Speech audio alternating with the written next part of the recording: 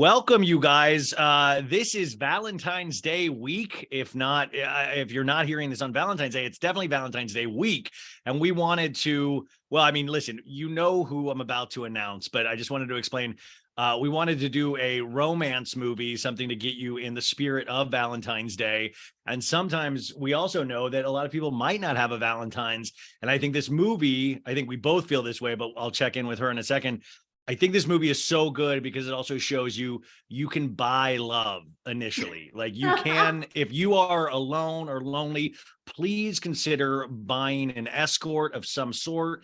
You can buy the opposite of whatever loneliness is. So anyways, to help us, as always, with these movie recaps, we only have one person we go to. Of course, the movie is Pretty Woman, and the guest, once again, from Adderall and Compliments, Annabelle Desisto. I consider you a hooker with a heart of gold. I do. Welcome to Hollywood Boulevard. What's your dream, baby? What's your dream? When I first got to Los Angeles, no man screamed at me like that no homeless man screamed at me like that. What's your dream? And I was like, to work in a spa. I was going to say, and then at the end of the movie, when he's like, lots of people come to Hollywood with dreams. Not a lot of people make it with their dreams, but keep on dreaming, you failures. So keep on dreaming of Hollywood. Well, we've already gotten started, right, folks, but I will say, I saw this is the first R-rated movie I snuck into as a kid with a group of like junior high students, I believe. First R-rated movie, and I'll talk about that in a second, but I remember, that guy screaming at the beginning and then of the movie, I was like, oh, cool, dreams and all that. And now that I've lived in Hollywood for 20, I see those scenes and I get sad. I'm like, what is my dream? What is my dream? We're, of course, talking about the beginning and ending of Pretty Woman. Just quickly refresh that was honestly been probably the nicest thing a man yelled at me on Hollywood Boulevard. I would have loved it if somebody was like, your dream's not gonna happen. Yeah, podcasting wasn't even invented in 1990, so nobody was like, you gonna have a podcast, boy? Like, listen, this movie was made in 1990. And I need you guys, and especially the younger kids, to go back with us and imagine a time where there wasn't internet, where there wasn't cell phones, where you couldn't go on OnlyFans, where you had to get your women or men on the street. Like I'm saying, like that's where you got. You had to go like fly fishing. You had to do it it was nature. Like you had to actually catch that, not like. Really, I mean, they have to consent to being catch, but like you have to do it. I do want to make a point up close, and Annabelle mentioned this when we first were choosing the movie, is that we wanted to really make a thing up top here. First off, these are always more adult themed shows when we do these movie things. So, if you have a 5-year-old or 6-year-old around, just kick them out. Just let them leave, give them $20 and tell them to go hang out for a while you listen to this. But also, we don't want to. The angle with Pretty Woman is just a spoiler alert. If you haven't seen this classic movie, Julia Roberts plays a prostitute, a sex worker, if you will. And we are not making fun of sex work in any way. But I will be making fun of how ridiculous some of the things around sex work. Do you agree? You had mentioned this to me when we chose this. I completely agree. Sorry, I was trying to, if anybody's watching the video of that, and I didn't mean for it to look like I was zoning out. I was trying to, for some reason, like my audio, like I can barely hear you, but it doesn't matter. You can hear me. It's hard to compete with the other voises in your head sometimes. I know. I was going to say, I'm like, trust me, it's honestly more of like the homeless guy of like, your dream is you're doing bad. You still don't know how to do fucking audio after 6 years. No, I have always been incredibly like pro sex work. Even before, like, thank God it's becoming like more like the not acceptance, but the like reality. I feel like we are always very behind on the times when we look back and we're like, oh wow, we were really fucked up and we treated that group of people like terribly, whatever it was, or like our views are really outdated. We didn't treat Julia Roberts terribly. Look at all the clothes she got. She got to wear that jewelry in the movie. She got to go on that PJ with Richard Gere, by the way, somebody that legitimately probably wouldn't ever have to pay, but maybe he's paying for the discretion. You know what I'm saying? But like Richard Gere's a hot dude. I don't think the best friend of the Dalai Lama has to pay for pussy, Ryan. That's the title of this episode. The best friend of the Dalai Lama. That's how I know him. Then like the Dalai Lama is so lucky to know Richard Gere. All of his train and orange togas, in various temples that he had to walk up many a stone, stair flight to get to, has all paid off because that's his bestie. And it's sex work is real work. And I've always thought it was complete bullshit that it's like everyone else is allowed to make money off their bodies. Like male athletes are completely celebrated. We actually have tomorrow where they get paid millions upon millions of dollars. Wait, is the Super Bowl about a bunch of dudes having sex with each other? I've never watched the Super Bowl. What actually? It's about a bunch of men with severe brain damage, interrupting a good Rihanna concert. Oh my God! Do you know that this is no joke here? They've studied now NFL players' brains after they have passed away. 91% of them have CTE, which is the brain damage like from just getting hit so hard. But isn't that crazy? 91%. That's an actual real fact that I'm not making up. Like, I mean, would you I feel like you have sacrificed brain damage in a way, but not for a football salary. Oh yeah, absolutely. You're jostling around on those horses. You're like 91% of football players have tested for UTC, and then it sounded like UCB, and I'm like, have tested. A lot of football players after they end their career, they'll go study improv. And they're like, yes, and I have a lot of children and NDA signed about me. I would and I'm not joking. Like I've thought about I would consider doing sex work if I were better looking. If I had a better body and stuff like that. And I know that's like, people are like, oh, you could do probably sex work even with your body, but I would want to have a good, solid body. So I knew I was given great product. You know what I'm saying? The whole package. I think that people will pay for anything. And that has been proven. Speaking of that, sign up for a Cameo if you want to cameo.com/so bad. It's fucked up that men get celebrated for using their bodies for athletes, like women get celebrated for being models and using their bodies. But for some reason, it is like frowned upon and like completely judged and attacked when like women use their bodies. And it's like I'm best friends with and she's coming out with a book, and you should have her on your podcast because she's incredible. Her name's Rachel, but she's it's like From Porn Star to Princess is the name of her book, and she's absolutely brilliant and so smart. Wait, is this a Meghan Markle book? Who is this? Meghan? Who is From Porn Star to Princess? What is she a princess of? Like her own life. She has 3 properties. Oh, a princess of her own life. In Malibu. No, I thought you meant she actually became a princess, and I was like, that sounds fascinating, like a legal one. Oh, no, she's like she is a very legal princess. She has a lot of tiaras, and she's had some like costume themed-esque movies. Whoa, she has tiaras? I didn't realize she was in possession of tiaras. So I just thought you were meaning a real princess. Like she actually married a prince somewhere. No, I think she has more money than like some princesses around the world. I would actually love to talk to somebody that worked in the adult film industry because I genuinely am curious about. By the way, this is getting completely off topic again because Julia Roberts in this, she doesn't end up going into porn at any time. But like, one thing, it's like she went to like grad school. She's so smart. And she's like, one of the things that's so fucked up. She's like, I hate that people think that like porn or like sex work, it's like, is the like most desperate thing you can do. Like Rachel came from money. She was on Laguna Beach. She was on like Laguna Beach, like the next season or whatever, or like the second class. And she's like, I don't like that everyone thinks it's like the most desperate thing. She's like, no, I love my body. I love sex. It's like sexuality is like the most natural thing. So she was just like, I hate like the shaming of it. And it's like, the losers that I fucked for free. I'm like, God, I wish I could do sex work. Because I would totally. I mean, in some ways, people will say that was a lot of work that you did when you had to have potential making love to people, of course. And I was like, and I did not get paid for that. And I totally would. It's just, I know that my luck with how fucking terrible, with how terrible things go for me, interacting like with another human wise. Like I know I'd get the one undercover cop, and then that's like what I would be arrested for. Like I know that like everybody else would get it, and I would get like the one that's been doing like this sting operation for like 5 years, and like that would be it. By the way, you guys, the most desperate thing is not porn at all. It's podcasting, and more specifically, recapping podcasts like yours. That's we are the face of we are the voice of desperation in some ways.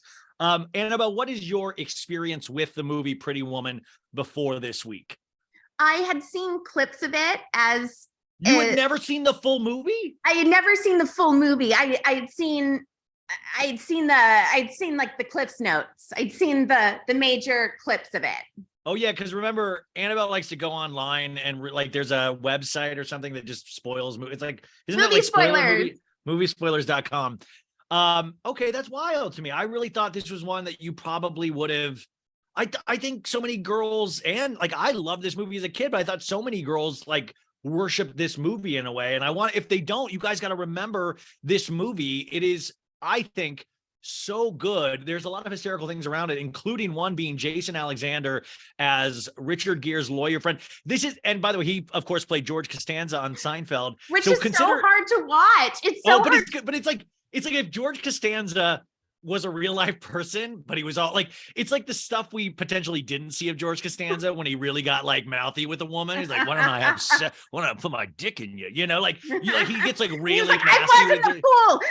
It was shrinkage. It was shrinkage. Touch my dick now. You know, like it was wild because it's Jason Alexander doing a variation of George, but he's just like if George had no charm at all. Like it's because he's in it from the beginning to the very end, where Richard Gere turns against him because he gets a little mouthy and grabby with Julia Roberts. And I will say Jason Alexander, I met him when I was being very desperate and sad outside of a Broadway play of like the producers that he did with Martin Short. And I like sat there and I had like my the Pantages? like my poster and like my Sharpie and then like my backup Sharpie in case like for some reason like the first one didn't work. And I was like, I need to make sure my Broadway poster's signed.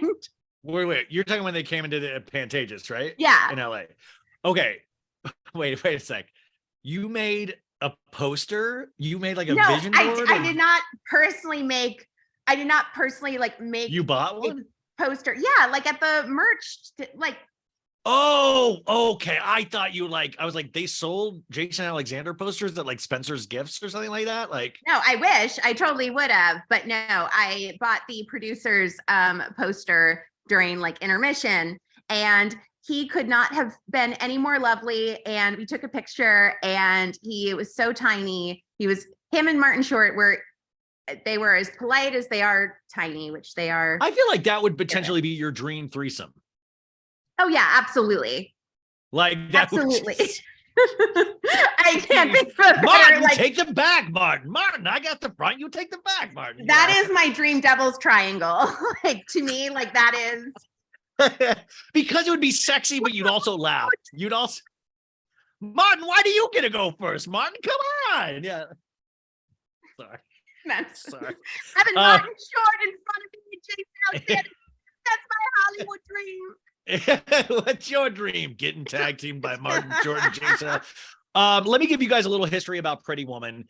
It's a 1990 American romantic comedy directed by one of the kings, Gary Marshall, who has passed away, but he directed so many good films and TV shows in his career. He started off in sitcoms and writing and stuff like that, and then moved on to be a really prolific director. He also did a string of really bad movies too, like Valentine's Day and Mother's Day. Like he was all, remember when they had a string of days movies with like, you would actually even mention Valentine's Day, where it would be like 12 stories. It makes like Love Actually seem like contrived and quick. Like the Valentine's Day, there are it's like 50 different stories. And the thing is, it's like all of them, it's horrible. Like it was just like having a bunch of, it's kind of like when they try to do like certain shows at BravoCon where they're just like, everyone wants to see a bunch of stars like all together. It's great. But then it's like such a big old, like, it's like a fucking mess because it's like, there's not enough like time for everyone. It's just like,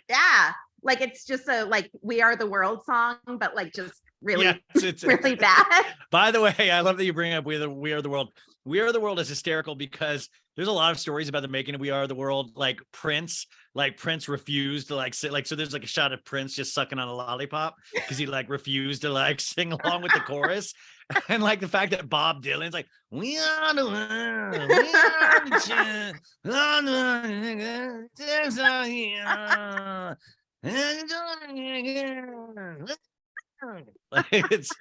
I went into a Bob Dylan rabbit hole last night on Spotify, and I was just thinking, what a weird looking dude. You started out in the 60s and meant such a great deal to so many people. And you see his look to the 70s, 80s, 90s, and now he's this little old dude. And I saw him at the Hollywood Bowl 10 years ago, and I was so Did you pissed. make a poster for him? Yeah, I bought a poster at the merch, and that's my dream single team, just me and Bob Dylan. I remember name you one. I could not name you what I could not name you one. Blowing in the Wind, Rainy Day Woman. Really nothing. I truly. The answer, my friend, is blowing in the wind. The answer is blowing. Okay. Anyways. He's a legend, and I go see him at the Hollywood Bowl. Mark, the guy who did Dire Straits, opened it up for him. They had the video screens. We had shitty seats. And then Bob Dylan comes on. They turn off the video screens because I guess he didn't want to be on video. And we had shitty seats. And the dude's voice was so blown out. You couldn't even, I didn't even know if that was Bob Dylan. In fact, at the end, he did Blowing in the Wind, but we didn't even know it until one of us caught a blowing, and I was like, is this Blowing in the Wind? And we were all just shocked. We didn't know what we had seen. We didn't know. It was one of the weirdest. I was just like, dude, put the video screens on. It's so fucking unfair when they don't do when they turn the video screens or I don't want to be seen. Then don't be doing a fucking don't concert. Come on tour. Do a tour for 8 rows of people then, It's I think that is so unfair. I think that's so cruel. It was brutal. Anyways, this is. I'm sorry. This is why they're 10 hours because No. We're good. We're already ahead of schedule. This stars Julia Roberts and Richard Gere and features Hector Elizondo, who was a mainstay in a lot of Gary Marshall films. Ralph Bellamy in his final performance. Laura Sangiacomo, who you might remember from the was it News Radio? What was the sitcom? Just Shoot Me with David Spade. I love that. I love that. Oh, yeah. The film story centers on a Hollywood prostitute, Vivian Ward, and wealthy businessman Edward Lewis. Vivian's hired to be Edward's escort for several businesses and social functions. And you guys, their relationship, their romance develops during her week-long stay with him, which just proves a lot of people's points is you can fall in love immediately within a week. You can find the love of your life within a week. And especially if you're a billionaire of some sort, then it's no problem. This is where it kind of gets funny. This is a Disney movie, but it's an R-rated movie. Now, the original film was called 3000, and it was called 3000 because that's the amount of money that he buys her for the week. And it was, first off, it was a dark cautionary tale about class and prostitution in Los Angeles. This is totally true. It used to be called 3000, and they wanted a dark and gritty film. Then they decided to actually make it a romantic comedy, and also the Disneyification of it. And this film, guess how old Julia Roberts was when she did this film? Oh, when I saw this day, I was shocked. I guffawed. 43 years old. No. I thought she was 27. She's 21 years old. And 21 years old.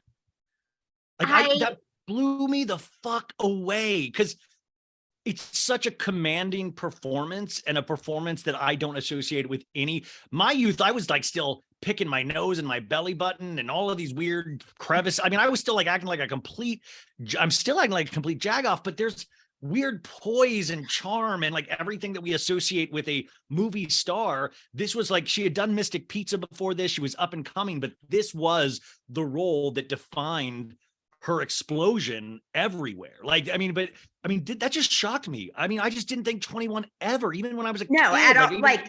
I would have absolutely, definitely on Price is Right. I guessed way over. And never I was just like, this has to be like, I have to be on some fucking like Breitbart thing. Like, this has to be fake news. Like, this cannot actually be like a real fact. There's no way that she's 21. And then it was like, she can't, like, that's why she was so in the scenes where she's driving a car. That was genuine excitement. The first she was so happy to drive it. She was so happy. She'd never seen a car. Like, she was only 21. She'd never seen a car before. Yeah. It's like, well, so the thing too that I had read, a lot of this is from Wikipedia, you guys, but also weirdly enough, I knew a lot of these facts. Like I was obsessed with this movie and all movies when I was a kid, and this movie especially. And I will have to say, not just because of the movie, but we'll talk about the soundtrack at some point. And the soundtrack to me was a seminal movie soundtrack, and we don't really get movie sound. We've talked about this before, how the movie soundtrack has all but died in a lot of ways, except for maybe like Quentin Tarantino here and there. But it's really sad. Like this, like it was back in the day where you're like each new song music. like went along with like it like progressed like through. Well, it was the first time I'd ever heard Red Hot Chili Peppers either. Like that as a kid, I was like, what is this? Like when they're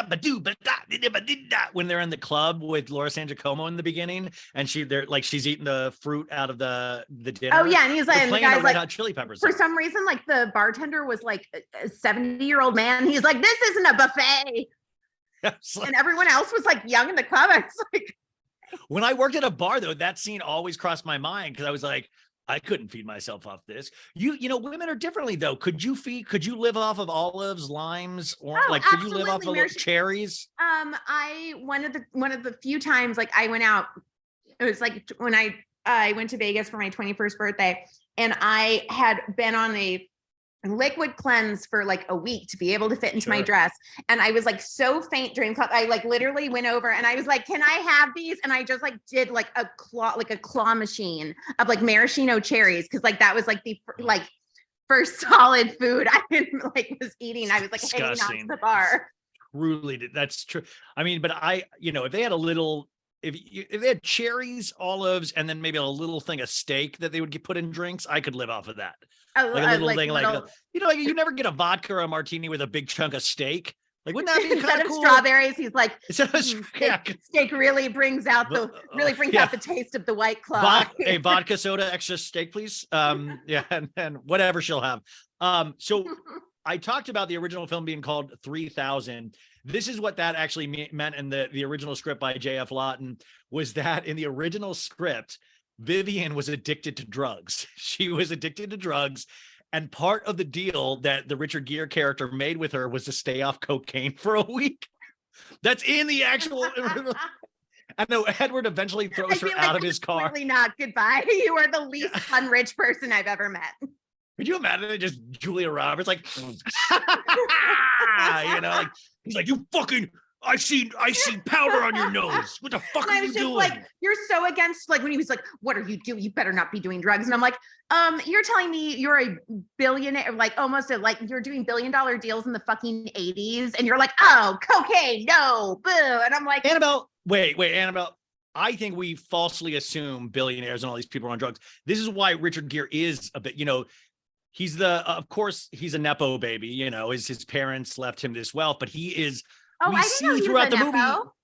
In this movie, in the movie, not Richard Gere. Oh, I thought in real life. Oh, okay. No, his parents passed down the company to him. His dad did, and a lot of people just think he's a playboy.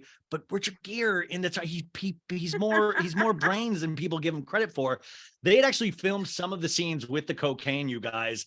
And producer Laura Ziskin considered these elements detrimental to a sympathetic portrayal of Vivian, and they removed the drug scenes or assigned them to her friend Laura San Giacomo's character, because you'll have a couple scenes throughout the movie where Laura's like, "What's going on?" Yeah, they put all that on Kit. Yeah, they framed her completely.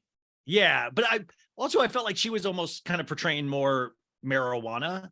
She's like, what's up? She did not seem, she was like a very fun, like laid back kind of like, she was not like the angry, like jittery, like she was, just kind of like more pot, or just kind of like, I know I've never done any science like edible, so I don't know if I'm just like, it's like not acid, but it's like, all or like she was just like very easygoing.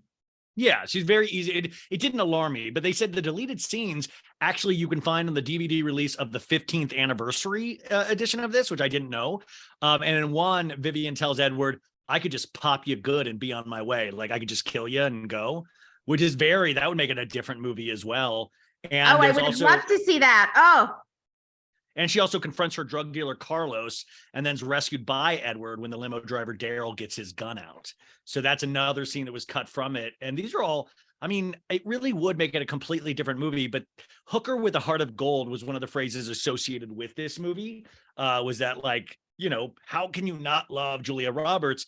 Do you ever wonder in 1990 when this came out, was this like a huge boon for prostitution? Was like everybody looking for a Julia Roberts character? Like, I wonder how many ladies were hired for like weeks at a time after that. I think that this was probably what Legally Blonde did for, like blonde hair Chihuahua breeders, where they're just like, oh, this is the best thing that could happen to us, like at Harvard, right? Yeah, like great. I'm sure their admissions, like went up like 100%. Like I absolutely think being like, okay, like I bet that they have great dental hygiene. I bet that they're very like charming at business dinners where like this old guy, like this, my like potential like business adversary, like he's going to really enjoy if I bring one of these and they're going to have like fun banter about like silverware. Like, okay. Like, I think it was good. I hope it was good for them. I hope it was a huge boon, but also if I'm sad that Taxi Cab Confessionals wasn't around during that time. Well, but think about the women of the night though, like potentially having to like, they probably got really bummed out too, because they were probably looking for their Richard Gere. And I mean, finding a Richard Gere to hire you for a week, that type of man is probably like a needle in a haystack. They're not usually you're probably more getting the Jason Alexander type without the humor more than you would get the Richard Gere type. So a lot of these women, I wonder how many women there was like, well, you know what? I wonder, and I don't mean this to sound as dark as like, do you think this actually was like, you know what? Like I could be a Julia Roberts type character. You think this actually opened up anybody's eyes and like this potentially is a way to make money? The thing is watching this and I'm just like, yeah, I wish I would have done this. Like, I wish we did the thing if it wasn't my fear of like this one undercover. Your poor mom, Nancy, is listening to this. Your poor mom, Nancy, is just listening to this. Just she was like, trust me, she was very much like, why aren't you going out finding, like, why aren't you going out trying to date men? Like, why are you trying to like, I remember one time where I was like, this like old man, like took me, like, it was this really weird thing where I was like waiting for like a job interview and this like old guy was like in a suit and I was like, okay, he can't afford a suit. And he's like, let's go to lunch. I'm like, okay. And he was like, we went to like the El Pastillo or whatever, like the one where like the restaurant where El Pastillo. Yeah, where they had that giant thing of cheese and Kyle's like, oh, we ordered a giant thing of cheese, but I can't eat it. Like, that's how I know. I was like, oh, this is a cheese restaurant. And Kyle literally can't eat anything anymore. She can't process at this point anything. Jesus, that is like good for you. Good for you.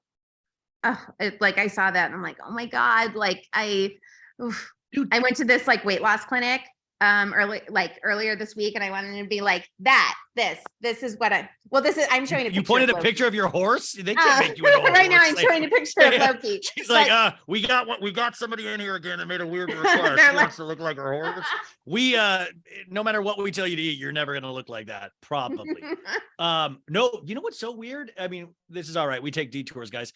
I have been. Oh, sorry. Oh, just let me finish. Oh, no. I'm saying I'm obsessed with my weight lately too, but not obsessed enough. Like I'm working out a lot, but like I just can't seem to lose any weight. And it is like one of those things that I go in waves, but like it's really been getting me down lately. And I don't like. I'm like, do I go to Weight Watchers again? I did Weight Watchers like 12 years ago, I think, and 13 years ago, and it was cool. Like I didn't mind it, but I was like, maybe I need to be more accountable. And I'm not, but the sad thing is I'm not like pigging out, like it's weird. I think my body is just everything's slowing down and I just sit so much now. Yeah. Like when I was just like, this is the most active I've ever been in my life. And this is the heaviest I've ever been.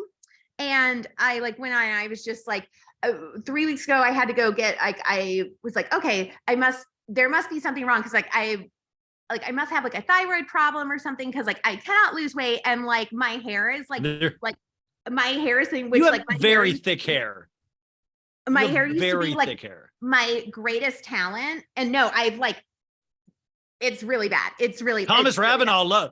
Oh, you got very thick, luxurious hair, Miss Annabelle Desisto.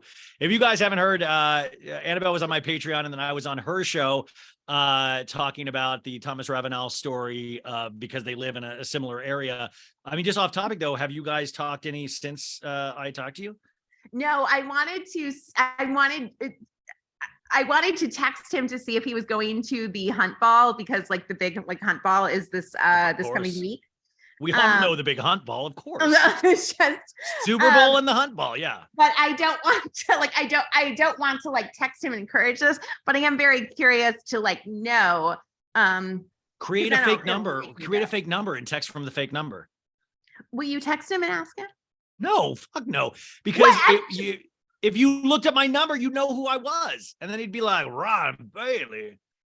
He does he's like, I already ordered a cameo from him. Well, I'm going to cancel that request. Well, my goodness. He said 24-hour delivery, and this is just too much, I say.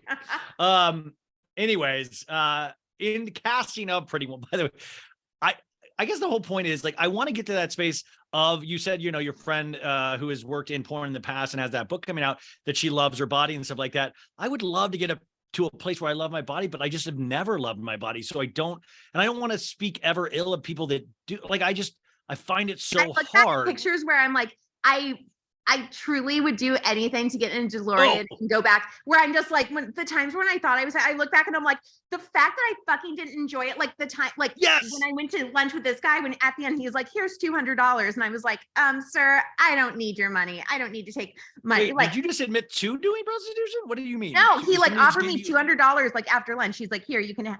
And I was just like, wait, was it like a mukbang? If you eat 3 of these plates just all at once, I'll give you $200. And I just want to sit. But he was just like, here, go get yourself a massage or go get yourself, you know, like a facial or whatever, like upstanding. And you didn't take the money. And I was just like, sir, I don't need this. I was like, this is my car. That I'm like, I don't need money from an old man. I already have one from my dad. So I don't need your money, sir. You were mean to him? No, I wasn't mean. I was just like, I don't need to take your money. I was like, oh, that's so nice. I was like, I don't need to take your money. Dude, Annabelle, like, I'll give you $100 if you find that man and go, hey dude, now I do need the money. No, what's up? I was gonna say, I was just trying to show that I'm like, I'm not interested in you for your money, or like, I don't need that from you. And then it's like, I'm like, I wish I could go back in time and slap myself and then like, listen, you dumb twat, just take the money because you are going to regret this. Well, when you are losing your hair and the heaviest you've ever been in aching, you're going to be like $200. Dude, there's this one picture that I have of me and my parents when they came to LA like 15 years ago or something. And I know this is going to sound embarrassing at the time, but I had the Fred Durst chin pubes from right here to here, but it was all dark, but it worked on me and I had a tan and my hair was kind of spiky and it was like dark, but it was like a little bit light in the top. And like, now I look back and I was like, dude, you're actually, I think, attractive in this photo. Oh, wait, I see this Mark McGrath? You know what? I can show it to you. But this was like a whole summer of time. And looking back, I wish I could capture that in a bottle. I remember coming back to Arizona to when my grandma, who's passed away since, was in town, and she had even told me I was handsome. And there was like a summer where it was like, I took all decent photographs, but I didn't realize at the time. And now I look back, I'm like, well, chin pubes are completely out, so I can't go back to that look ever. And my hair is all white turning anyways on the beard part of it. But like, there is those moments where it's like everybody says, you'll look back at those pictures and you will appreciate that. And, you know, like think of like, why didn't I think I was hot at the time? You know, now I'm just like, oh, fuck. I was really hoping on that thyroid problem. And like, they called me back and they're like, yeah, no, your blood's completely fine. I was like, oh no, that can't be possible. Like you probably have like the wrong blood. I was like, there must be a problem with my thyroid or something. And they're like, no, you're completely fine. I was like, okay, so I'm just fat and I'm losing my hair just because. And they're like, well, there's no problem with you. And so I was just like, I told them when I went there and I had to get on the set and I was like, I don't want to know my weight. Don't tell me my weight. And they're like, okay. And so I'm like, I bet a lot of people say that to you. And they're like, no one. I'm like, oh, really? And they're like, no, people just choose not to get on the scale. And I was like, I didn't even know that was an option at doctor's office. You should put that in an option weirdly enough, I went and got blood work on Monday, and I'm waiting for my results to hopefully tell me I have a thyroid issue. And I know it's not going to be a thyroid issue. And you guys, this is in levity, even though there's deep pain behind it. But I'm waiting, and they gave me this test to take with me that I have to collect a sample of my fecal matter. And have you ever done one of those? Yes, one time. Yeah. Well, you're going to do one with me right now because we're doing it. But no, we're going to get some views on this, damn it. And then like, oh my God, this is the new TikTok challenge. It would make sense. Then I had to like not drink or eat anything for like 10 hours or like, that's nothing, like that's easy. But then the next day, like you have to do a pee part of it. And I forgot that. And I barely had any pee in me. And I was like, hey lady, can I drink some water and like pee? And then I finally peed. And then I was like, it was kind of a strong smell of the pee because I hadn't drinking any water for the day. And then I was like, well, I was going to say, sorry about the smell. But you hadn't eaten anything in 10 hours. 10 hours. Yeah. So my pee just smelled bad. So I was like, that's not a good sign right off the bat. And I was like, when you're looking for reassurance from like nurses and all that, I'm like, I bet you get a lot of weird smells in here, huh? Anyways, I'm anxiously awaiting my results and I'll keep you guys posted but on the form for the blood test, it says patient worried about weight. It says all the things that I told him. And I was like, I thought this was private between us. Now these nurses are and now they put it on a form. Said, and yeah. I didn't even know, like when she said, oh no, people just choose not to get on the scale. And I was like, I didn't even know that was an option. I was like, well, now I'll know for next time. So I went to this fucking wellness center this week for like this is like a new place I've never been. I was like able to get in because they were like booked. How many wellness centers do they fucking have in Aiken? Are you kidding? I think Aiken was a small community. It's not. Oh, and I would also like to say hi to Brenly. A baddie came into the store and who I've talked to online before, and we've like talked, and it was just like we talked about him. Like I want Ryan. She's like, I traveled from across the world to see you, Annabelle. It's a real place, and she is hot and adorable and lovely. So, did you just announce you're dating Branley or whatever her name is? She's hot and adorable. No, she already has a boyfriend. I don't want to get into it. It bums me out. So I don't want to get into. Which, by the way, too, Sandra, who works on the show, still wants to go horseback riding with you someday. I invite everyone all the time. I'm here. Is that why Branley showed up to go horseback riding? She's like, you always invite everybody on the show. No, I was just like, I had to go in. I was like, I had to get out on the scale. And I was like, I told the woman, I was like, oh, I don't want to know my weight. And she's like, you're 197. I was like, okay. And she was like, I have to tell you, you're very unhealthy. You look amazing for 197. You don't, but I think. And it was just a weird of like, ma'am, I don't want to know my weight. Okay, well, you're 197. I was like, well, I could know my weight, I guess.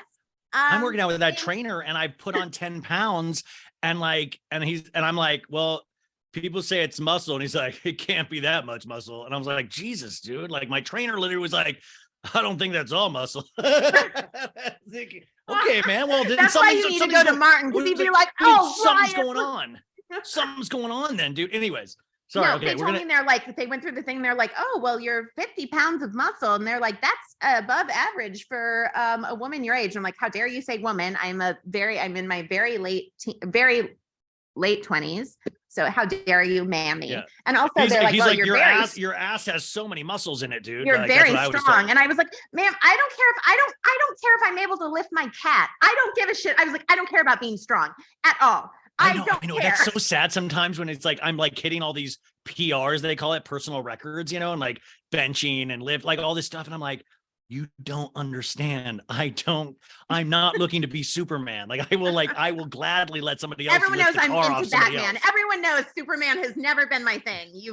Well, that's the thing. Like, okay, but obviously now I'm going to be so heavy that I won't even be able to run after somebody. And the real thing is, physically, if I ran somewhere, my knee would give out immediately. But like, yeah, I'd be able to lift a small car at some point. Sure. But like, I'm not going to go into any like lifting car competitions anytime soon. Anyways, okay, back to Pretty Woman. I want to go over the casting before we get into the movie. The initial casting for Richard Gere's parts were Christopher Reeve, pre-accident, Daniel Day-Lewis, which would have been insane. Because he would have gone and picked up every hooker. Well, he would have been like, he would have been like, wait till I can actually make $1 billion in a family business before I can do this part. Kevin Kline, which would have been interesting. Denzel Washington, which would have been also Albert Brooks, Sylvester Stallone, Al Pacino, Burt Reynolds turned it down. Pacino went Albert as far Brooks. as, yeah, I love Albert Brooks, actually. No, I know you love Albert Brooks, Nemo's dad, but I can't see Albert Brooks. But then it would just be a different type of movie. It would actually be a different type of movie. I don't think it would have been as romantic. Gere initially refused to meet with Julia Roberts for the part, and Julia Roberts persuaded him and eventually agreed on the urging through their screen test chemistry. For Julia Roberts' part, Molly Ringwald was offered it, and she didn't want to be doing a prostitution role. Winona Ryder auditioned, but was considered too young. Jennifer Connelly was dismissed for being too young. It's sad because she could have like pre-scouted all the places she was going to steal from if she had done that. Free Winona. Why do we always like take free things of people that actually committed the crime? And I love Winona Ryder, but I was like, free Jen Shaw, free Luann, free, like, these people actually did the crime though. Drew Barrymore, Brooke Shields, Uma Thurman, and Kristen Davis all auditioned for the role of Vivian. Meg Ryan was the top choice of Marshals, but she turned it down. Mary Steenburgen, Diane Lane, Daryl Hannah. So anyways, this all got down to Julia Roberts, who was then 21 years old, a relative unknown. She had done Mystic Pizza and Steel Magnolias had yet to be released. And she ended up being nominated for the Academy Award for Best Supporting Actress for this role of Vivian. Isn't that, I mean, you're really getting it just for pure charm on screen. Like, it's just crazy that charm. she was nominated. Not that I don't think she deserved it because she's this entire film, but it's like to be that age and to be like nominated. I mean, she really, this movie would not have worked without her. I mean, it would have, but isn't it like is it still like the highest grossing romantic? It was one of it. Well, not anymore, but for a time it was considered the number one. With because my Big Fat Greek Wedding is in there in the top 3, weirdly enough, because this film made $438 million worldwide on a $15 million budget. Like, that's insane crazy. For the time. 1990 truly was insane. Also, Jason Alexander, as an homage to his character in Jerry's Apartment in Seinfeld, has a Pretty Woman film in Jerry's Apartment. If you look at his video collection. Aww. Yeah. Isn't that crazy? And also a little fact too, is that George also frequented prostitutes on Seinfeld, but they really hinted at that. He liked to beat up hookers. That's what he did. Yeah. Now there's some tidbits about this film, and we all know the film, so we're going to go into some scenes in a second. But I want to, the scene where she's in the bathtub going like "Kiss" with the Prince song, like This to me is so bullshit. There's a story saying they were shooting in the bathtub. She slid down, submerged her head under the bubbles, and then just farted. No, she submerged her head under the bubbles. She emerged to find the crew had left, except for the cameraman who captured the moment on film. That's bullshit, because how long is she underwater for? 20 minutes? Like, all this, can you imagine? Like, she goes underwater and the crew's like, well, that's a wrap. Everyone get out. Yeah, except the one guy that's like, I guess I'll leave the camera rolling. Like, no, dip. There's like, I hate movie facts like this because that's such bullshit. Like, you like, what is this, like Avatar technology that she's like underwater for like 80 billion minutes? She's like one of those like recovery divers, like one of those like submerged, the Titanic. Like, we're going to find Julia Roberts' character in. Is it true? Did you say, or did you already say this, like the one that I thought was the most ridiculous, or the one like that Steven Seagal was supposed to be like one of the. I didn't. Wait. Could you imagine Steven Seagal could only usually say like 3 lines at a time in a film? And the funny story about Steven Seagal, you guys, is that Michael Ovitz was the head of Creative Artists Agency, which used to be the biggest agency in Hollywood. And Steven Seagal was Michael Ovitz's personal karate teacher. And Michael Ovitz was riding high on the 80s and said he can make anybody a star. And he was like, yeah, there's something about Steven. And they made these kind of string of like action films, like Hard to Kill and all of these films where he didn't have to talk much. He could do his little karate moves, and they made like decent money. So there was a time, an 8-year period of time with the Under Siege movies where Steven Seagal was a bankable person. He just can't act his way out of a paper bag. I would have loved it if he was like, ever was like, I was a bet. Was I a fucking bet? Like when you're like, yeah. I was like, I bet I can make anyone a star. I can make him a star. Absolutely. You will call me Sensei. Where's I love that thought of Steven Seagal being the Richard Gere character, or being the Jason Alexander character. If I were to say, yeah, okay. I was like, please tell me this wasn't. I was like, this wasn't just like a fever dream of, because when I saw this, I was like, oh my God, I like, why can't you just, no, keep talking while I scroll through this. Okay, so a couple of other things about Julia Roberts in this. During the filming, during the love scene, she was so stressed that you can notice a vein become noticeable on her forehead. And this is another weird fact. The vein had to be massaged by Gary Marshall and Richard Gere in between takes, which I feel like is a violation. We're going to eventually get a lawsuit from Julia Roberts saying when I was 21 and it said like the Gary Marshall and Richard Gere were rubbing my vein in between like takes. She also developed a case of hives. I was like so creeped out that I copied. It was like, that she was so anxious about the love scene between her and her co-star Richard Gere that she broke out into hives. Gary Marshall climbed into bed with the two stars to try to help her feel more comfortable. Gary Marshall whacked off in front of a young Julia Roberts to relieve her irritated. Yeah. This is the other fact. She also developed a case of hives, and calamine lotion was used to soothe her skin, and filming resumed. Like, how desperate are we for movie facts that this made it in the movie facts? And then there's another movie fact at the end goes, the filming was completed on November 30th. And I'm like, oh, wow, I know November 30th. I've been at November 30th before. But this went on to be a huge hit. It got really bad reviews, but the cinema score for audiences was like A. Like between A and F, it was A, but like it got like a... Are you finding? Okay, sorry. It was all he was all the way at the bottom of the fucking page. How dare. Steven Seagal left production with many changes made to the script. There were times when the choice of actors chosen to play the coveted roles would change when appropriate. Since there was more action in some of the earlier scripts, Steven Seagal was cast to play Edward as it seemed appropriate at the time. However, when the script was given more changes, the direction of the film changed simultaneously, and Seagal hated the script and quit. Too many lines in for Steven. I can't do this. Steven, like, by the way, you could see him in those parts, like, you got cocaine, you filthy hooker. You got what you got. Give me.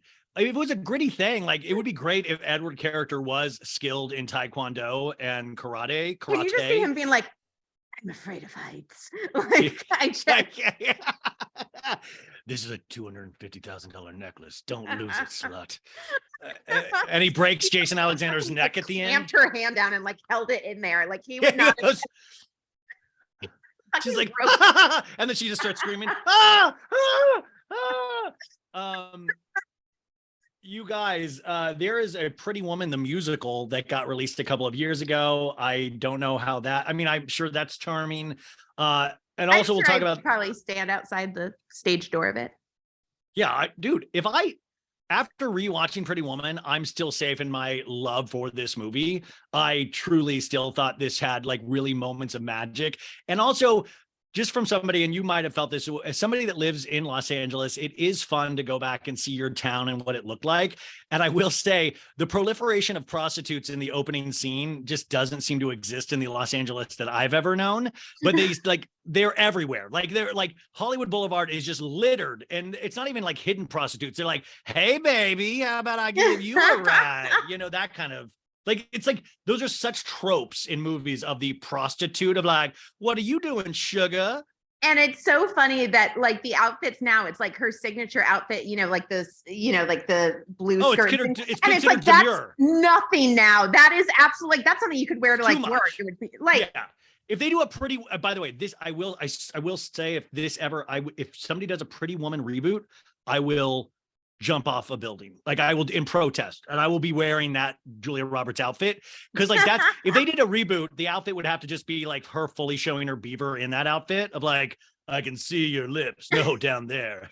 I'm sorry, don't cancel me, I'm so sorry. And she's like, I'm flossing, I don't look away. Also, do you think it was kind of fun to think about this movie in like real life comparison? In a way, do you think this is kind of like the Tom Girardi, Erica Jane story? Like if this relationship kept going, Richard Gere would eventually be arrested on some sort of charges. Oh, absolutely. And she still wouldn't be like, I'm not giving up this red diamond ruby necklace. Yeah. Like, no, it's mine. I don't kiss on the lips. I don't kiss on the lips. I don't kiss on the lips. No way. Yeah. Why don't you pick out a condom? You like blue? Instead of like a heart of gold, she's like, a heart of cold, ice cold. I'm inherently cold. Like, just yeah. It's right. You are inherently cold. It's me, PK, in the Jason Alexander role. Also, it is fun to think of this as a Bill Gates or Elon Musk was trying like, I bet Elon Musk watches a movie like this and gets such a boner. He's like, this could be me. I'm like Richard Gere, Ugh, you know? Really? Doesn't he already have like, I hate him. Like I always wanted a Tesla and now I can't even like think about getting a Tesla. Wait, I hate him, but I would take a Tesla. I wouldn't pay for it, but I would like if somebody was like, if somebody was like, Ryan, I'd like to give you a Tesla, I'm not going to turn that down. You know what I'm saying? Yeah. I mean, don't be like me. Don't turn down $200. Don't worry, Annabelle. I wouldn't. Are you kidding me? In fact, yeah, no, I literally, there's the great scene, you guys, which we're going to just jump around to scenes too, but I wanted to bring this up because I was thinking about the shopping scenes in this, because once she does get with Richard Gere, he gives her a credit card to go shopping, which is like every woman and I think dude's dream at this point is just to be given a credit card. And these little bitches in the store, they wouldn't sell to her because she's I love that everybody knows she's a prostitute. Everybody at the hotel knows, and that's really what's funny too, is to clock some of the reactions when she starts dressing nicer. There's like a scene where she comes down, she's like wearing pants and everybody's like, look at how beautiful and demure this lady is. Like the hotel manager is like, even the front of the reception stops and they're always like, wow, we don't see her tits anymore. Amazing. Like, and she's in giant like oversight, like she's fucking like Janet Jackson in Rhythm Nation. I mean, she's in giant pants and like blazers. That was the look. That was the style. And everyone's taken. I will say though, those hit close to home for me, those shopping scenes.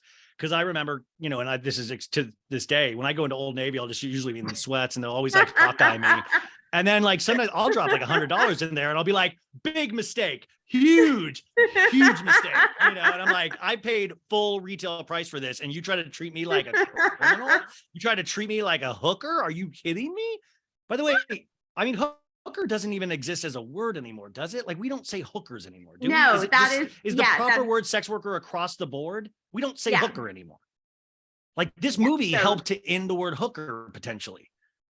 Cause I remember when I was like podcasting with Rachel one time, like she didn't even even though like it's like the title, like the book, but like, yeah, she doesn't even like porn star. Like she's like sex worker, which like, I mean, this was like a few years ago when I was like, oh, cause when I was like, oh, I would think that sex worker would sound like work, but she's like, no, like I like prefer sex worker. So yeah. So like, that's like, yeah. So I didn't realize that would be like the proper like term even like a few years ago, but yeah. So now like hooker is completely, it's like one of those like words that like only your like great grandfather would use. Now you're like, we can't say that word.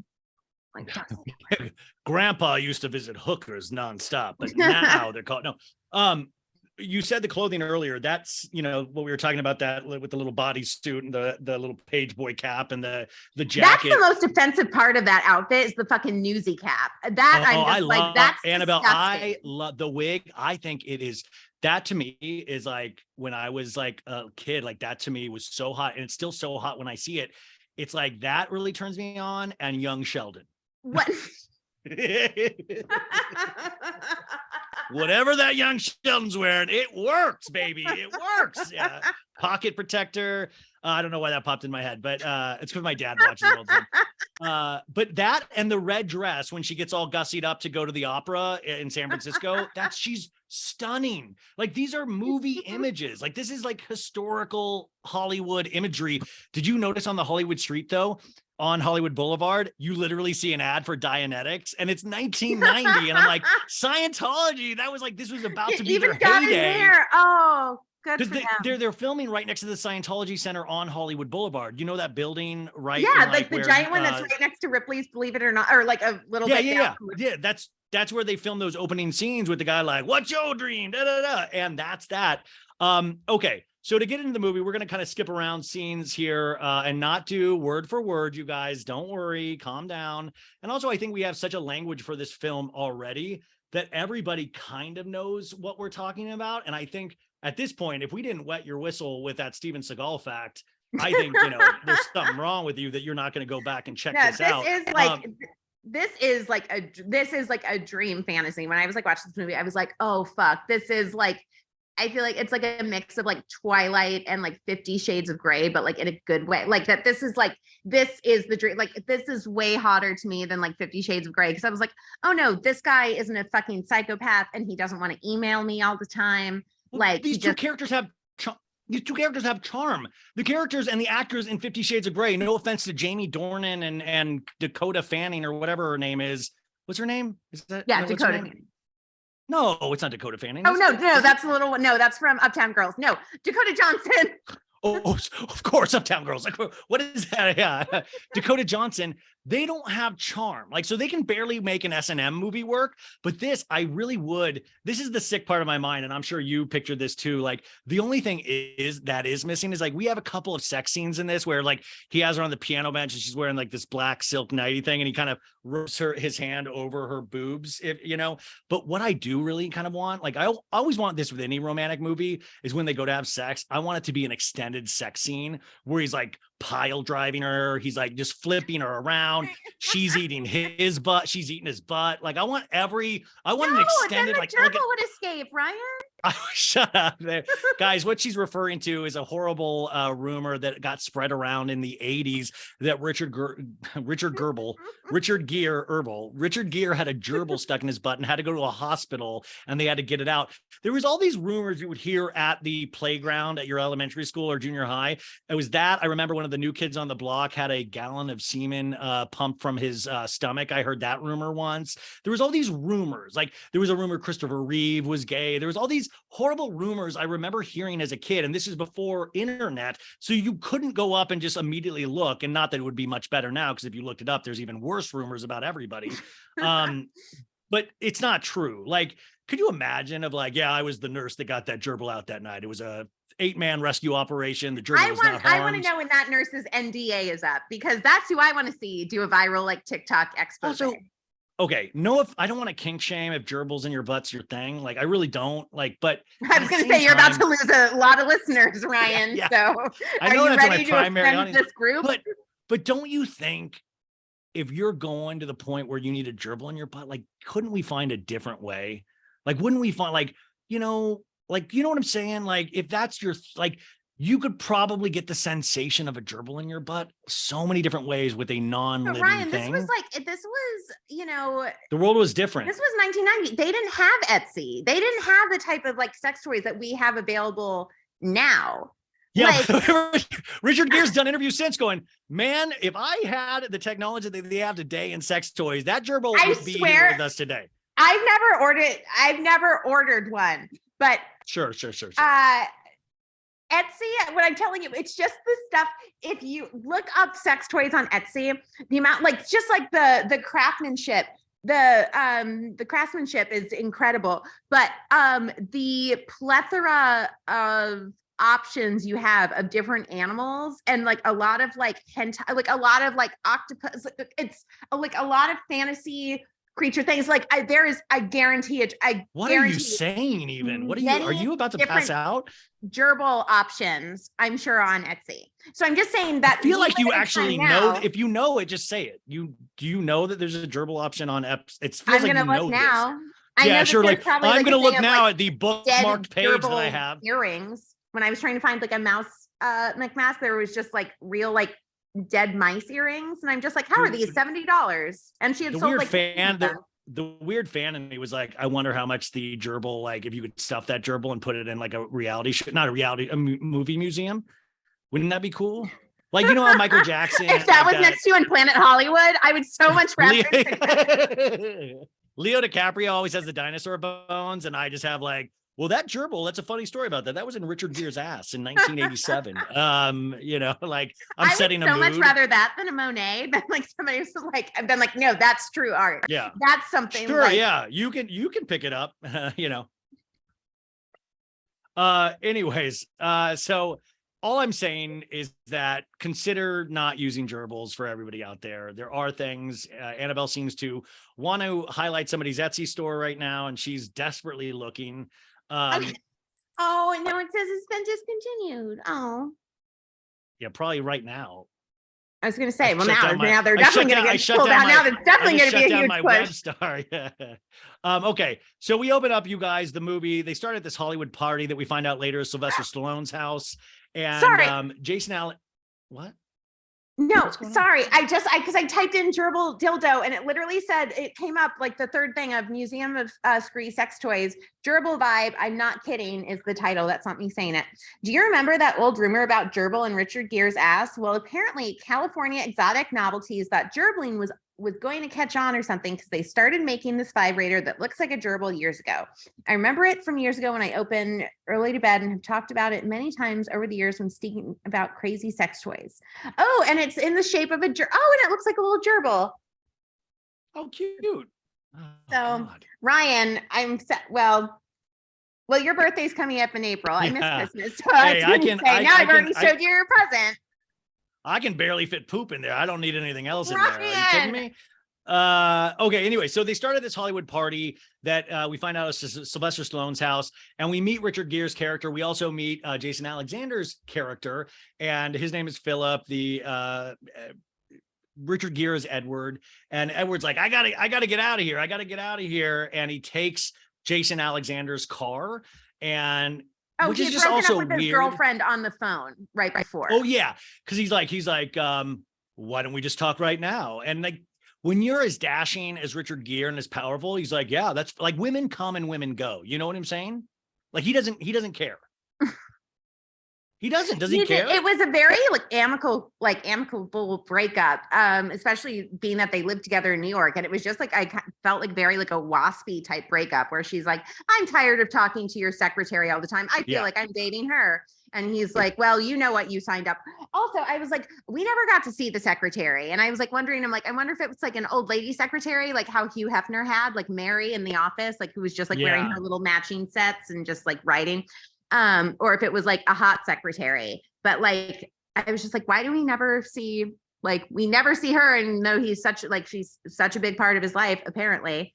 Well, the movie was 2 hours, and potentially he treated the secretary as cold as he treated these women, because when he's leaving the party, he bumps into another lady that he used to date, and she's getting, she's married now, and she goes, I couldn't wait around for you forever. Which also, wouldn't you hate to be that chick's husband, that she's just at parties talking to old boyfriends going, I would have waited. I couldn't wait for you. So I had to get married to this other loser. And he goes, this one lady, what was the deal? Like, she says she had a bigger relationship with my secretary. And the lady goes, that secretary was a bridesmaid at my wedding, which was a hysterical line. Actually, that was a funny line. It is, isn't it? No, I thought, no, it was very good. And he's like, he manages to be like a rich asshole, but without coming off as like a fucking like Jamie Dornan, there's charm to Richard Gere. But the funny thing is, I guess when they first started filming, Richard Gere was being more animated with his character, and Gary Marshall was like, Richard, no, there's one person who moves in this movie, and there's one person who doesn't. Guess who doesn't? So they want don't make me get in bed and massage you. I don't want one of your forehead, babe. I don't want to wipe calamine lotion all over your greasy gerbil butt. No. So he toned down his performance, but that makes sense. There's always a straight man, a comedic person, and Julia Roberts is the comedic person. But I will say Richard Gere really does come off great. I love also businessman stuff where there's like a young man of like, sir, I talked to a lawyer, and Edward's like, how did the Morse stock open in the Nikkei Japanese market? He's like, I don't know. And he's like, you don't know. Tokyo opened maybe 90 minutes ago. You have to keep on top of these things. And I remember as a kid going like, if I ever get into Wall Street, I got to remember to be on top of these things. Like, I was like, how is this kid not on top of these? This man's a billionaire. You got to listen to this guy.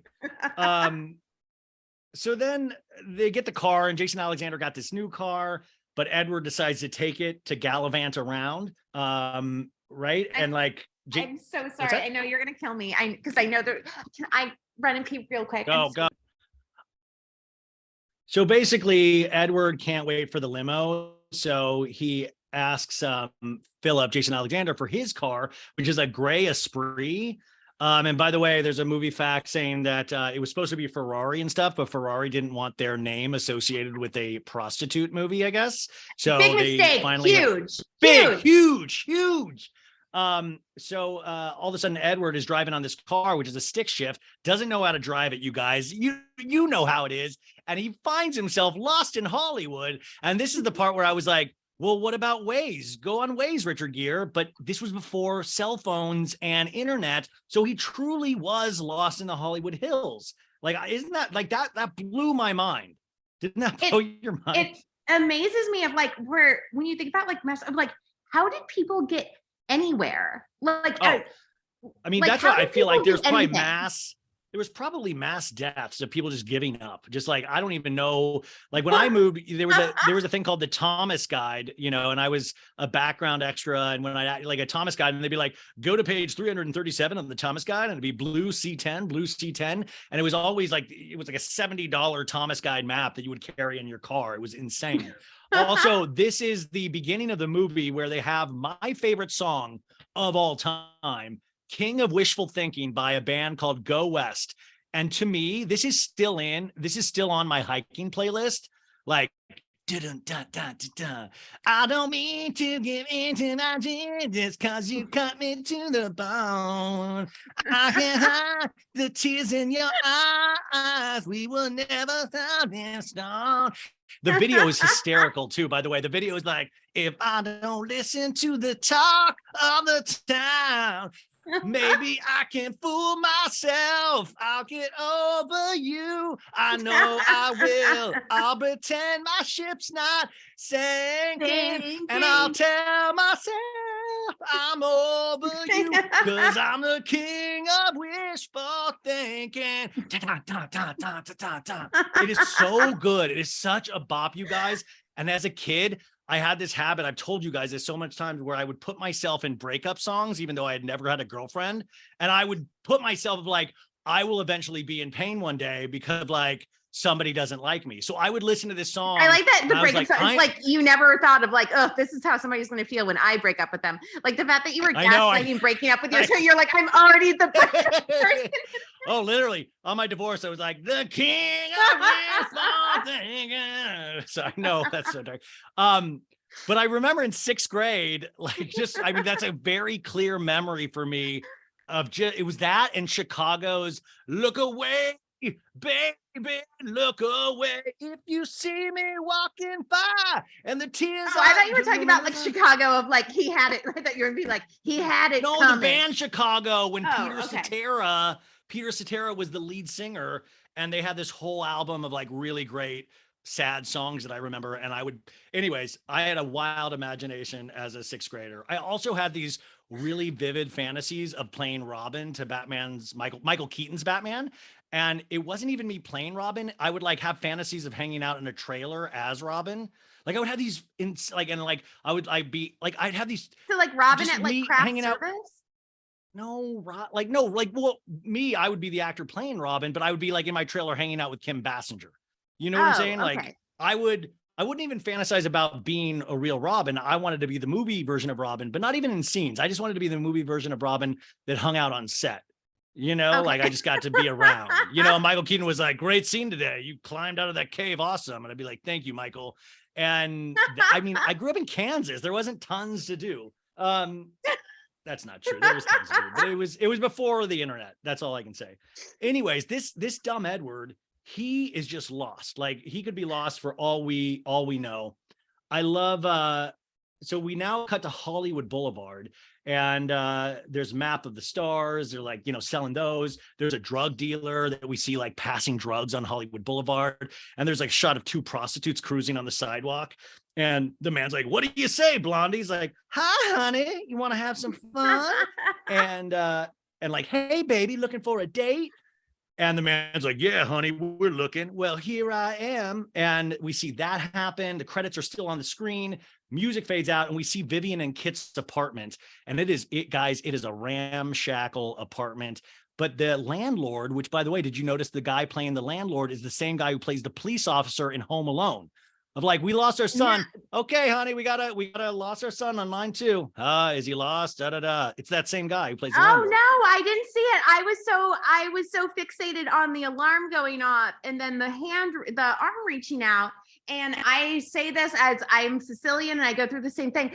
The arm was so hairy. It looks like a Robin Williams arm. And I have to shave my arms and my fingers and the top of my toes. So like I shouldn't, I just recognizes like. Annabelle, you shave your toes? I have to You shave you shave your arms? Yeah. Like I don't ever shave my arms. I don't think. Well, yeah, like you shouldn't have to shave your arms. Like I should shave my arms because like it makes sense on a guy. It doesn't make sense for me to look like, you know, an old Armenian man, like, you know, who's selling like jewelry in the valley. Of like, no, I need to like shave my arms. It would be cool though if you did fall in love with an old Armenian man and then you could have matching hair arms. Anyway, she's in a ramshackle apartment. This guy's trying to collect rent. And then Julia Roberts all of a sudden goes into her bathroom in her like little shitter and tries to like reach for her like soap thing with money. And she pulls out $1. What do I call it? Don't call it that. That's so gross. Okay. She's trying to get cash, money. Yeah, I won't say money anymore. No. A shitter? Is that what you're saying? Yeah. Sorry, the toilet. Terrible. She goes to get money and there's only $1 in there and she's like, oh no. And you know, she was probably expecting money to be there. So then she climbs out the emergency like fire escape thing and escapes, you know, her landlord looking for the money. And we also see Edward is still lost in Hollywood now. And the song Hollywood, the song is still going on. Sorry. Anyways, then I'm trying to think, wait, what happens? I'll stop doing it like that, I promise. No, I'm like, why? Okay. This is when the song changes too. It's like, I'm a wild one. Ooh, yeah, a wild one. Gonna break the news. Gonna keep it moving wild. And you be swinging, baby. I'm a real wild child. And this is when the dude's like, welcome to Hollywood. Everybody comes to Hollywood, got a dream. What's your dream? What's your dream? And he's like, hey, mister, hey, what's your dream? And the skateboard dude's like, have a good one, man. And we see that there's been a murder. And you know, Julia Roberts sees it and she's like, uh-oh, what happened? And the guy's like, some chick. And it's my boo, Hank Azaria. Was that Hank Azaria? Yeah. I thought that's what you were about to say. No, yeah, I just that we start the movie with like a potential prostitute death. Well, yeah, that too, but I was too focused on the vocal and comedic talent of Hank Azaria. He's another guy that I bet you would go for. Oh my God, absolutely. I started going to the colonic doctor he started going to. Because... Oh, that's a meet cute. Hey, what came out of you? That's a total meet cute. I absolutely. I think he is like one of the funniest people. And I think he's so incredibly like talented and baddies. He's the one who does like, he's like the Seth MacFarlane of like The Simpsons, where he does like 70% of the voice, like of the background voices. We go into the Blue Banana Club from here, and this is when the Red Hot Chili Pepper song "Show Me Your Soul" comes on, and we meet her roommate Kit. And this is also when Kit is like, I'm hungry, and then starts like eating all the food in the drink tray. And Vivian is she's not strung out, but I think that's what they're trying to like refer to her as strung out. And Vivian's like, I can't believe you bought drugs with our rent. What is going on with you, Kit? And Kit's like, I needed a little pick me up. And she's like, well, we need rent money. And that's because then they're going like, well, you better get hooking. You know what I'm saying? Like, that's what they're setting up, is that she needs money. And Carlos is like, yeah, yo, calm down, chica. She only owes me 200 more. And so there's like all this money issues, like just building up. So we already know she needs money. And so then we go outside, and this is Kit tries to get, and she's like, that's Carlos. He's really interested in you. You know, like, because like Carlos, she wants to take on as like he wants to potentially have like Julie Roberts as like a client, like as like one of his like in his stable. And she's like, you know, we should think about going with Carlos. You know, like I've been talking to him, and I was like, number one, I love that Carlos has like a 30-day like trial period of like seeing if you want to have him as like your pimp. Before you sign a contract. Yeah, I was like, before you make it official and you give him his like, you know, it's like, you know, when you have to deal with, you know, like the W-2s and everything. Like he wants to make sure it's like going to work out before like all the paperwork is involved. But it's like, I was like, why would you want to go? You guys are like independent contractors. You're not going to sub out like to another person. No. From Carlos is gonna make you do a 1099. Yeah. He's gonna make through it goes like paperwork. I feel like he's gonna be really strict about time card situation. Like fucking, you're not gonna be able to get certain days off. Yeah, and kiss your 401k goodbye. So the ladies, the two friends now are on the street, and there's other prostitutes on the street, and Kit's like, yo, Vivian and me work this corner. We got Bob Hope. They're talking about the Walk of Fame. We work the Ritz brothers. We work Fred Astaire. We work all the way down to Ella Fitzgerald. This is our turf. We got seniority. You better get off our corner. I've never seen people fight over territory like this.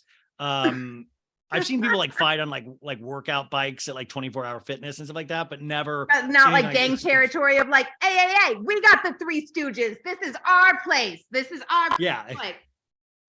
Also, Kit hands Vivian a blonde wig during this time. He's like, hey, start earning money. And that's when the Lotus Esprit that Richard Gere is lost. And he's like, they're like, whoa, a Lotus Esprit. I'd never heard of this car. Like I still don't even really notice. Exactly. I've never once heard of like ever. I was like, but these ladies are all like, holy shit. It looked like a DeLorean to me, like a rich person like DeLorean. But yeah, everyone was like, oh, like it was like a fucking Ford Bronco where everyone's like, I know what that is. Yeah, that's OJ. Wouldn't that be cool though if this was a Back to the Future type scenario where it was Marty McFly? Wouldn't it be cool if OJ was one of those people? And I was like, yeah, kind of. No, but it was like Marty McFly. He's like, how do I get back? I've got to get back to the future. And he's like, whoa, I'll show you how to. Yeah. Whoa. He's like walking on Hollywood Boulevard with this like puffer vest, like, whoa. Marty met a prostitute. He got her pregnant in the year 1990.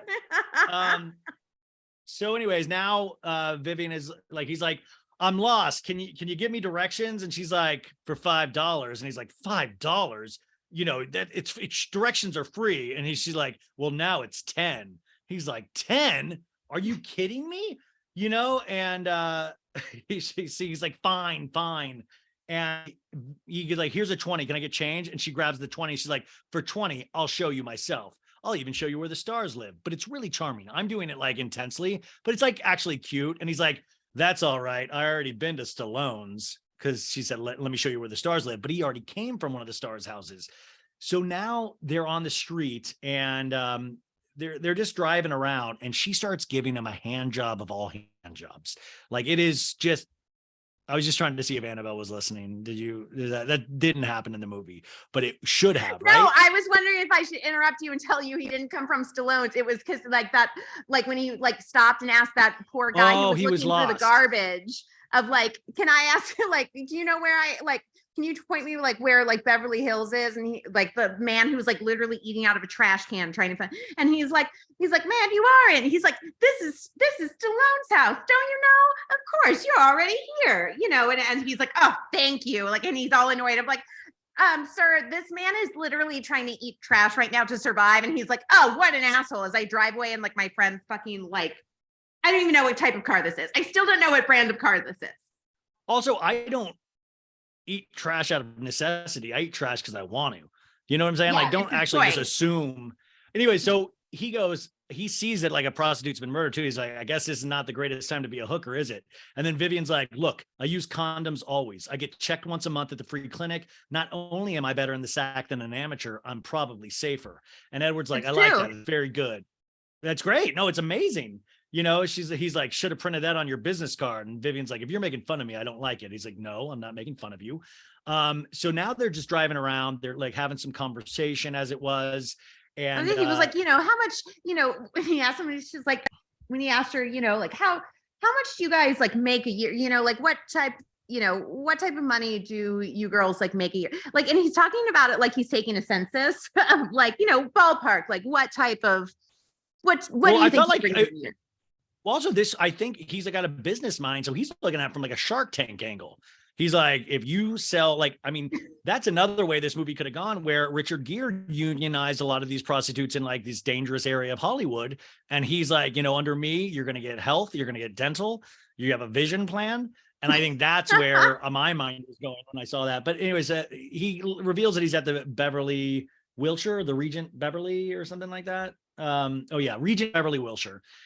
And he's grinding the gears. But here's the deal. Julia Roberts knows how to do this because back home, all the guys that she grew up with were really into American heavy metal, like Mustangs, Corvettes. And I like these little things that give you a vibe of like where she came from. She's like, they bought him cheap and fixed him up. I paid attention.